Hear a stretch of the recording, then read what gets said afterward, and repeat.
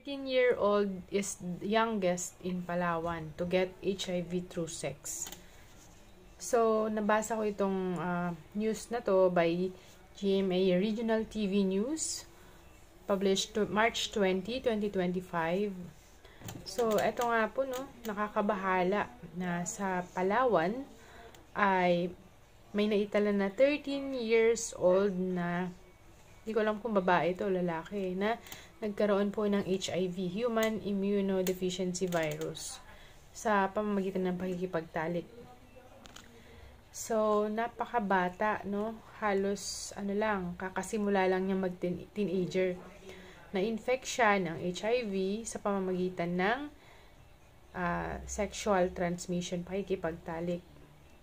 At meron din pong pinakabata is yung newborn na kung saan nakuha niya yung HIV dahil sa kanyang nanay nung siya'y pinanganak. Okay? Bukod dun, napakaraming cases ng HIV, 391 na kaso sa edad 15 to 24 na mga tao, tapos 593 naman sa 25 to 34, at 187 sa 35 to 49, and 22 cases 50 and above. Napakaraming na i-infect ng HIV. Ano nga ba itong HIV? Ito po ay Human Immunodeficiency Virus nga, na kung saan ang virus na retrovirus ay inaatake nito ang atin pong immune system. So, specifically yung CD4 cells, T cells. So, ang nangyayari pag inaatake niya yung ating immune system, so babagsak yung ating resistensya, at kapag ito hindi nagamot, magre-resulta po ito sa AIDS. So, ngayon, okay, talakayin po natin ano nga ba yung dahilan. Okay? Viral infection po yan. Ang HIV po ay dahil sa HIV virus, sabi ko nga kanina, ay retrovirus. Pwedeng, okay, ang commonly sa buong mundo, HIV-1 po. Tapos sa Africa, HIV-2. Ano ba yung senyales, sintomas po ng HIV? Para malaman po ng marami. Okay, pagka acute HIV infection, parang trangkaso, 2 to 4 weeks after ng ikaw ay ma-infection, tapos mayroong kang lagnat, panginginig, magkakaroon ka ng rashes, pagpapawis, sumasakit po yung mga kalamnan, madaling mapagod, okay? Tapos nagkakaroon ka ng sore throat, namamagay yung mga lymph nodes, okay? Pagka chronic HIV naman po, okay, ito tumatagal ng ilang taon, na kung saan konti yung infection or walang infection, pero yung virus ay active pa rin. At ito po ay pwede ninyong maipasa sa iba. So, nakakatakot pala itong chronic, no? Hindi mo alam, may infection, may HIV ka na pala, tapos nakikipagtalik ka, hindi ka nag-iingat, nakakahawa ka na pala. So, anong mangyayari kapag hindi nagamot? Ito po yung tinatawag na AIDS, Acquired Immune Deficiency Syndrome po. Ito po yung mangyayari kapag ang HIV, okay, kung ay magiging AIDS na po, kung saan ang ating resistensya, ang immune system natin ay talagang bumagsak na. Napakadali na nating makakuha ng mga sakit at mga cancer pag ganun. Paano nga ba na ipapasa ito? Mga kabataan or kahit anong edad, dapat malaman ninyo paano nga ba na ipapasa ang HIV. Una po, sa hindi protektadong pakikipagtalik. Kunyari, nakipagtalik ka, hindi mo kakilala mga dayuhan or mga bisita, mga turista. Okay po? Nakipagtalik ka, malamang dahil sa kahirapan, okay, kapalit ng pera, nakipagtalik sa vaginal, anal, or oral na pakikipagtalik sa isang tao na may HIV pala. So, nakakatakot. Itong pakikipagtalik, para ang stand ko po dito ay ang pakikipagtalik ay para lamang talaga sa mag-asawa. Ayan po yung dapat. Ayun po yung tama. Kaya, kung hindi po kayo mag-asawa or dayuhan, bisita, wag po sanang makikipagtalik para hindi po kayo posibleng mahawaan ng HIV.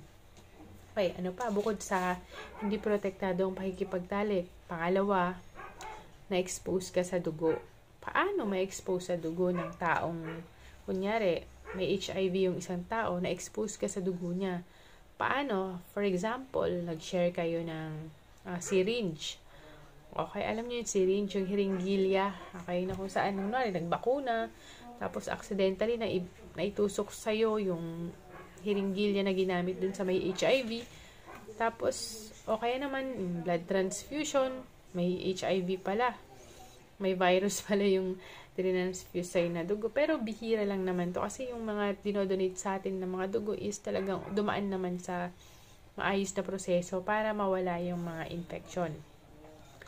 Okay, sinabi ko na po, unprotected sexual contact. Pangalawa ay exposure sa dugo sa pamamagitan ng sharing ng needles, syringe, o kaya yung alam niyo yung pang-check ng blood sugar, di ba? May lancet yun. So, meron po siyang lancet o yung parang needle po yun na tinatusok, piniprick. Tapos, check yung blood sugar. Paano yung, halimbawa, hindi kayo nagpalit ng lancet, tapos nag-check din kayo sa ibang tao. Yung lancet na na-expose yung dugo doon, pwedeng maipasa yung HIV sa inyo kung hindi kayo nagpalit ng lancet. Tapos, sunod is mother to child. Kapag ka nagkakaroon po ng childbirth or panganak or pagpapa-breastfeed, delikado rin kung may AIDS or HIV yung nanay, pwede niyang maipasa sa kanyang anak. Kaya napakahalaga talaga kung buntis at kayo ay may HIV, napakahalaga na kayo ay maggamutan po para okay po, hindi maibaba yung chance na maipasa nyo sa inyong anak yung inyong infection, yung HIV. Ganon din po, iwas, hindi pwede yung breastfeeding. Ano pa po, open wounds. Kapag kayo ay may sugat, okay po. O kaya yung may HIV na tao, may sugat siya, at kayo rin po ay may sugat at na-infect kayo, yung dugo niya, o kaya yung mga sugat-sugat niya ay nagkaroon kayo ng contact with that, ay mataas ang chance na ma-infect din po kayo. Ano yung gamot? Napakahalaga yung gamutan. So, an ART, antiretroviral therapy. Okay? Mahalaga na mag-undergo po kayo dyan para ma-manage or mawala yung matreat yung virus. Okay po, mga ka-listeners, napakahalaga po yan. Kaya, napakahalaga na kayo ay magpa-check up, magpa-screening ng kung magpa-screening po kayo sa mga health center, sa hospital, ng HIV infection para ma-monitor po ninyo. Okay? Para hindi po kayo magkaroon po ng AIDS. Napakahalaga po yan. Paano maiwasan yung HIV?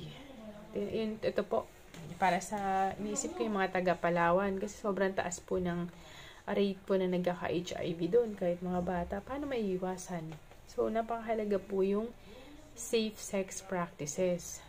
Okay. Actually, talagang bawal naman talaga ang pagtatalik ng hindi mag-asawa. Pero, para sa inyo po, napakahalaga yung ano ba, hindi maiwasan, no? Ay, nako. Napakahalaga yung paggamit ng condom. Consistent na paggamit, hindi yung papalya. Lalo na kung kayo'y mahipagtalik. Lalo na kung kayo hindi sigurado sa inyong katalik. Okay, kapag gumamit kayo ng condom, kasi yung HIV, yung virus ay bukod sa dugo, na ipapasa rin yan sa mga semilia, sa mga likido galing sa babae, ganun din po likido galing sa daanan ng dumi. Ayan. May papasa po kayo. So, dapat gumamit kayo ng condom para hindi kayo ma-expose sa semilia ng lalaki. Po, o kaya sa likido ng babae. Ano pa, so, sana, para maiwasan po natin yung pagkalat ng HIV, so, kung kayo po ay risk na magkaroon ng HIV, kunyari, meron kayong kasama sa bahay, or magulang, or pamilya, kailangan nyo pong magkaroon ng pre-exposure prophylaxis. Isa po itong gamot na tinitake ng mga HIV negative individuals para maiwasan na magkaroon kayo nito. Okay po. Tapos po, regular testing. Magpa-test po kayo na regularly sa HIV para yung panganib na magkaroon din kayo nito or para malaman nyo, halimbawa meron pala kayo nito is maaga pa lang makapag-start na po kayo ng gamutan. And para maiwasan pa ang HIV, napakahalaga yung kaalaman. Okay, education. Kaya nga dapat yung comprehensive sexual education ay may pasa para po hindi tayo maging mangmang pagdating sa sexual health. Napakahalaga po kung malaman natin paano may naipapasa yung mga ganitong virus. Okay, para malaman natin, para alam natin kung anong gagawin para mag-ingat tayo. Lalo na yung mga bata na walang kamuang-muang ngayon na dapat malaman nila yung halaga ng consent or boundaries. Huwag sila makikipagtalik nang hindi nila kakilala. Okay? Okay, dapat ma-aware at ma-educate tayong lahat tungkol paano nga ba naipapasa ang HIV para malaman natin kung paano tayo mag-ingat. So, yan na nga po. Sana yung vlog ko po ngayon ay may i-share po akong information about HIV. Na ang HIV po ay manageable. Ibig sabihin, nagagamot. Okay? Naiiwasan. Okay po? So, kung meron kayo yung mga symptoms na sinabi ko po kanina is magpa-check up po kayo sa mga doktor, sa health center, hospital, clinic, OPD, or sa mga HIV specialist. Okay po? Para mabigyan po kayo ng tamang gabay sa inyong kalusugan. Hanggang dito na lamang po and thank you so much.